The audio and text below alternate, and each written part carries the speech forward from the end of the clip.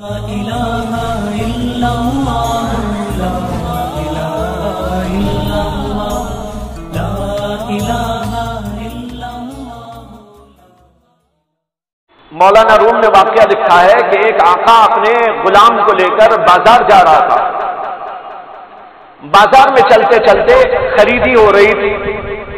ایک دکان میں گئے کپڑے خرید لیے، ایک دکان میں گئے کوئی اور چیز خریدی، اور ایک دکان میں گئے کچھ اور خریدا۔ خریدتے جا رہے تھے، بیگوں کو بھرتے ہوئے غلام بیگوں کو پکڑ کے لے جا رہا تھا۔ چلتے چلتے راستے میں اذان سنائی دی۔ بازار کی مسجد کے اندر لوگ جمع ہو رہے تھے۔ آقا کبھی نماز نہیں پڑھتا تھا، لیکن اس کا جو غلام تھا ساتھ میں وہ پکا نمازی تھا۔ اس نے اپنے آقا سے درخواست کی کہ جناب اذان ہو چکی ہے، مسجد بھی سامنے ہی نظر آ رہی ہے، اگر آپ اجازت دیتے تو نماز پڑھ کے آ جاؤ۔ اس نے کہا ہاں چلے جاؤ۔ تو یہ ساری بیگیں واگیں لے کر سامان مسجد کے باہر ایک جگہ پر غلاموں کی طرح کھڑا ہو گیا، اور وہ آقا کی طرح مسجد میں چلا گیا۔ غلام آقا بن گیا، آقا غلام بن گیا۔ جو اللہ کا غلام ہو ساری دنیا اس کی غلام ہو جاتی ہے۔ اب دیکھو وہ تو بیگ پکڑ کے کھڑا ہے، بیگ پکڑ کے کھڑا ہونا غلام کا کام ہے کہ آقا کا؟ آقا کا انتظار کرنا غلام کا کام ہوتا ہے۔ اب یہاں یہ انتظار کر رہا ہے اس کا، تو اس کا مطلب یہ ہے کہ یہ غلام بن گیا۔ بہرحال یہ بڑا وہاں کھڑا ہوا انتظار کر رہا ہے۔ نماز ہو گئی۔ نماز ہونے کے بعد کچھ لوگ جلدی سے نکل گئے،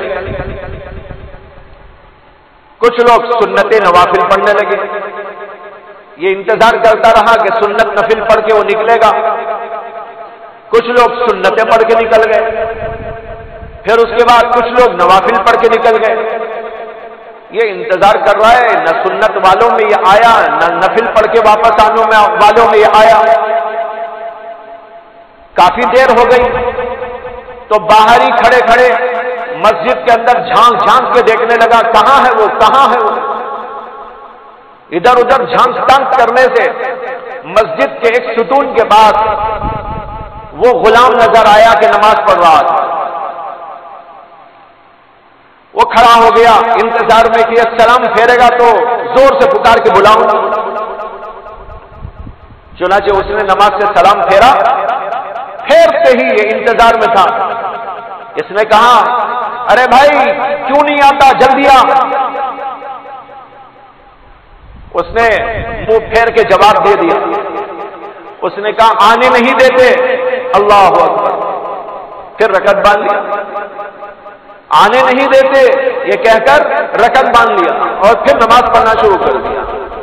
اور وہ باہر کھڑے تلملا رہا ہے کہ کون آنے نہیں دیتا، کون آنے نہیں دیتا، وہاں تو کوئی نظر نہیں آ رہا اس کو۔ خیر اب انتظار کرتا رہا، اب سلام پھیرے گا تو پوچھوں گا کون آنے نہیں دیتا۔ چنانچہ پھر دوبارہ جب اس نے سلام پھیرا 2 رکعت پڑھ کر، تو اس نے وہ پہلے ہی تیار تھا پوچھنے کے لیے، سلام پھیرتے ہی پوچھا ارے کون آنے نہیں دیتا؟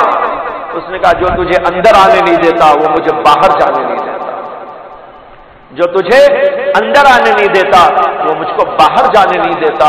یعنی اللہ کی ذات کہ دل لگ گیا ہے اللہ میں، اب جب تک وہاں سے چھٹی نہیں ملتی تیرے پاس نہیں آتا۔